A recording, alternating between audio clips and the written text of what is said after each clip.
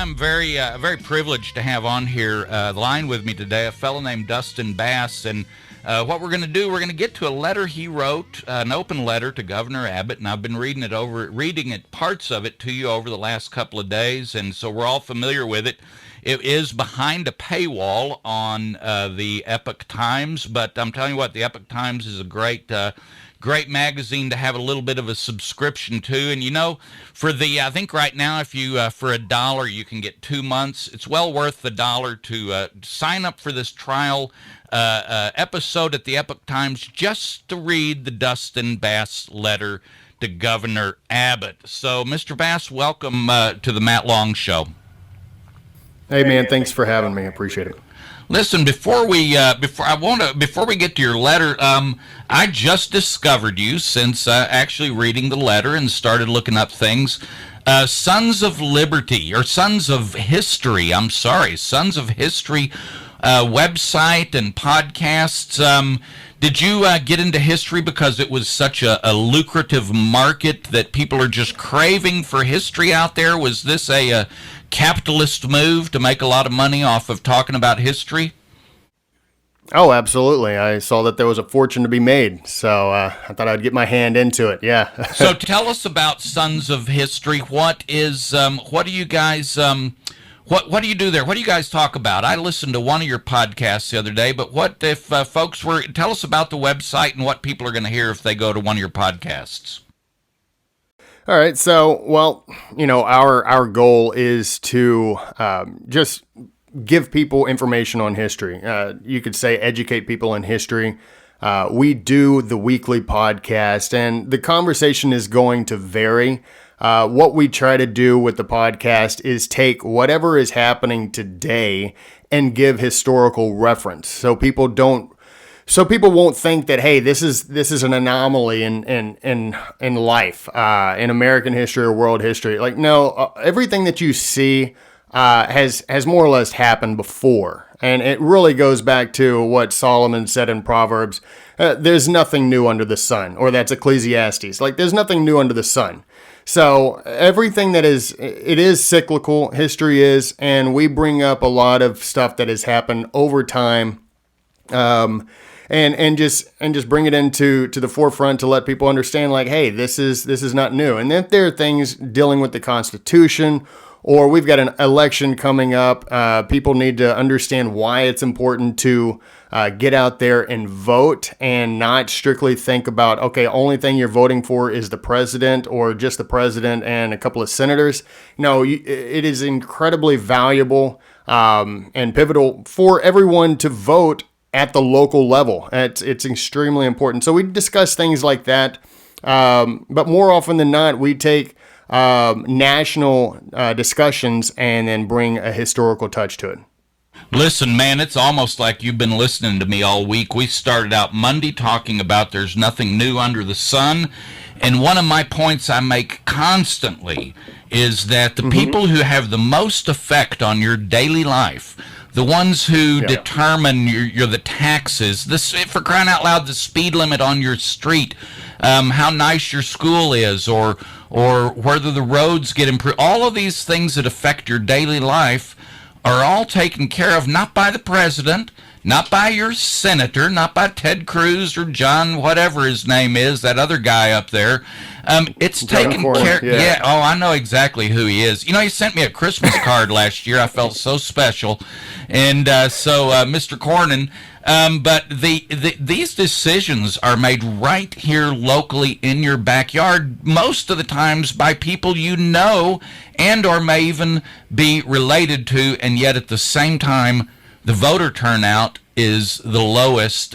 Local voter turnout is horrible. Where do you live, and is your local voter turnout bad? Well, I live out here in the Woodlands, Conroe area, which is just shortly north of Houston, Texas.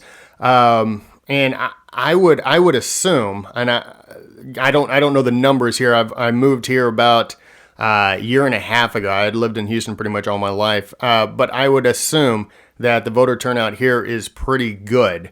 There are a lot of patriotic people here in the Conroe, the Woodlands area. So my assumption would be that there is a lot of interaction. The Woodlands is built a bit different than a place like Conroe. It is a township, so they run things a little bit differently. But other than that, I think the interaction is quite good. That's good to hear.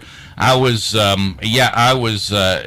is a number of years ago when I was first getting into all of this stuff that I looked at our local elections, and I can't remember, it was like 12 or 15% turnout, and I was talking to someone. I was just saying, oh, our turnout's horrible. It was 12%, and they looked at me and said, wow, that's great. So it gets real disappointing. So this letter you wrote to Governor Abbott, I have been seeing letters like this for probably about 6 or 8 weeks now. There was, I know, the Freedom Caucus in Austin. Those guys wrote a letter pretty early on. I know Senator Hall has been writing letters, and quite a few people. A fella up here in Llano has written a tremendous, a very, very well written letter, but none of them have gotten into an international newspaper. What have you gotten any? Have people been calling you from Japan or anywhere strange, or have you gotten any feedback that you're on such a big platform? What are you getting back on that? Well, the feedback has actually been pretty good. I've gotten a number of personal emails, sort of just saying, "Hey, thank you so much for putting this out there." One lady was like, "This is how I have been feeling, and it helps so much to read this because it is how a lot of Texans are feeling." The comment section in the Epic Times has been really good, where it's just like everybody was like, bravo, exactly. That's it. That's how I feel. Thank you for expressing my opinions on the matter.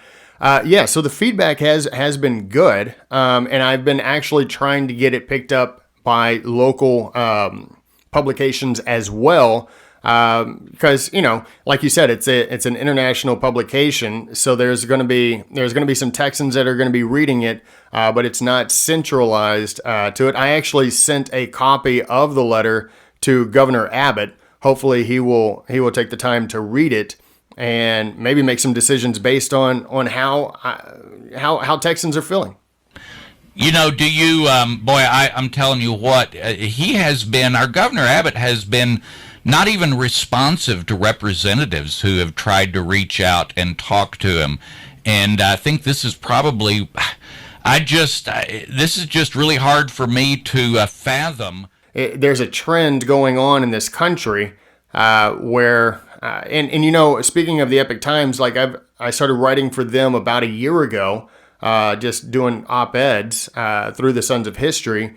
And that was this has been one of the main things that I've said, like, look, this is what's going to happen.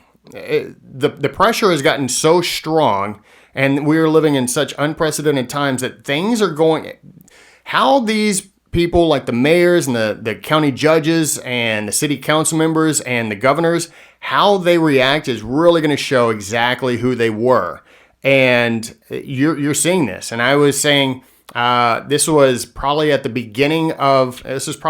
April that I was writing about the fact that everybody's going to try to figure out what is the most effective way to lead or rule, actually.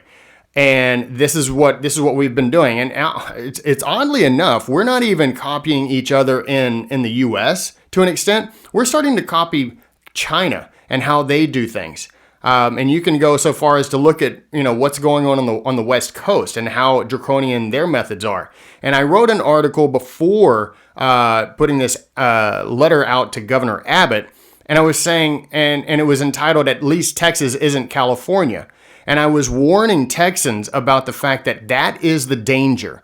That is the danger when you start comparing one state to another and saying, well, at least we're not them, but all of a sudden, your freedoms are less and less, but you start comparing yourself to New York and California, like, well, it's not so bad after all. Like, it is bad, and that's how tyranny works. It's very deceptive, and then you start because we've done that as Americans. Well, at least we're not Russia. At least we're not China. At least we're not in the EU. Well, look at where we are now. Yeah, it's kind of like saying I don't beat my wife as bad as my neighbor does, right? Isn't it kind Exactly. of the same idea? I mean, we're both still beating our wife, but I'm just not as mean as the next guy. Yeah, I just don't hit her in the face. Yeah, Exactly. That's right. That's right. So, can you stick with us if we go through a short break here, Mr. Bass? absolutely. All right, folks, we're going to take a short break. All right, folks, we are back. I have on the line with me here Mr. Dustin Bass. I encourage you to go check him out. He's got a YouTube channel called Thinking It Through. Also, a website that I found very easily a couple of days ago called The Sons of History, with some great podcasts. And I encourage you to go over there and check that out. He's been just informed us that he's been writing op-eds for the Epoch Times for a while now. Listen, Mr. Bass caught my attention because he wrote a letter, an open letter to Governor Abbott, very, very strongly worded, very, very well written. You can find it on the Epoch Times. It's definitely worth a trial subscription with those guys just to get this down, print it out, and read it and have it for the future. There is a line in there that says, and it's towards the end, and it says, I ask you, and this is asking Governor Abbott, what do you wish from us? An olive branch petition that you will undoubtedly reject? He says, and you say, I declare that such has been the patient sufferance of these Texans since March 13th, that it is time you relent, not us. It is time that you remove these chains. Do you think there's a way out of this right now, graciously, for Abbott, if he were just to come on the air today and say, all right, we're all done? Do you think that would help him, his image, or help anything in any way? What would that do? I think it would definitely help his image. But at the same time, he's a politician, a lifelong politician, and that requires him to show some signs of humility and for being wrong in the way that he has done this. And if we know politicians, we know that is right up there with the eye of the needle, the camel going through the eye of the needle situation. So, look, I wish that he would just say, look, this is ridiculous. I've made a mistake. I've held on to this for too long. And it's going to be let the adults take care of themselves. We've given all the information that we can. We are inundated with information as well as misinformation. So let Texans decide for themselves how they will conduct themselves. Man, that's a radical idea. Let free people think and behave for themselves. You must be a real radical, Mr. Bass. Hey, are you familiar with the survey that the Texas House did? Oh, it may have been about 3 weeks ago now. They sent out a survey to all their members asking them a whole bunch of questions on, under what conditions should we open the Capitol? Should we let people in? Are you familiar with that survey? No, I'm not familiar with it. Man, you need to look it up. I'm telling you what, I downloaded it, and they ask all these questions. And so before I started reading it, it's like, okay, how many of 151 of our representatives are going to say, open the dadgum Capitol, it's the people's house, and we need to get to work, no restrictions. And out of 151, I believe only about 100 filled out the responses, and there were a bunch of questions, so it was a very serious questionnaire, and it wasn't multiple choice. And so all of these representatives had their opportunity to write in their answers, and I'm telling you, Dustin, five representatives out of 151 made consistent statements saying, hey, this is the people's house, open it up, no restrictions. The vast number of our representatives in the state of Texas, they want to keep the Capitol shut down come January. They do not want citizens in the Capitol in January. What are your thoughts on that? Well, that's the last thing a state legislature would want, because that would involve people actually coming and protesting what they're doing. If only 5 of these representatives are actually saying we need to open up the House, that shows not just a complete disconnect with the people themselves, but it shows a complete disconnect with the history of this country and especially this state. Yeah, this is we're in a sad situation. Let's talk about. I have been making I have set forth this idea that our county judges could have and should have acted as our first line of defense. I'm looking for one county judge in the entire state of Texas, just one righteous judge who has stood up and said, are you guys out of your mind? You can't do this. This is unconstitutional. We still have the First Amendment to the U.S. Constitution. We still have Article 1 of the Texas Constitution. I'm not going to do this. Have you heard of any county judges? And do you believe that county judges have the power to do that? Is that something you think county judges can do? Well, I think what the county judges can do is just say, look, these are idiotic laws that you're putting into place. These are against the Constitution, both state and national. And so we're not going to have the police enforce these laws. We're not going to do it. But no, I haven't personally seen anyone come out and say at the beginning and say, no, we're not doing this stuff. We've got our county judge, or Montgomery County Judge, Mark Coe, if that's how you say his last name, Keough.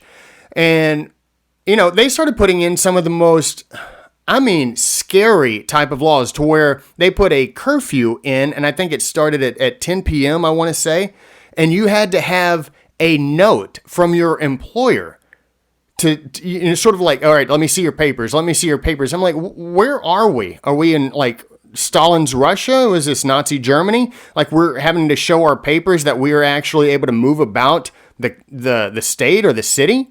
Like what is going on? And so they had the curfew, these papers, the mask order, all of this stuff was going on. We're shutting down businesses. And here only recently, County Judge Mark Coe, he said, I think this was probably a month ago, maybe a little less, that he finally just made a plea to Governor Abbott to just rescind all these restrictions. Like, we've got to reopen. And he was giving numbers on the health cases and different stuff like that, and how people are reaching out to him, just pleading with him to open up the schools, to open up businesses. And it's, I am just dumbfounded at the complete disconnect at, like I said, not just with the people, but the history of this country and this state and the Constitution. It's just like all of a sudden, the Bill of Rights, they don't even mean anything. They're not even there. Like all of a sudden we can just willy-nilly shut down the church. We can shut down people's livelihoods.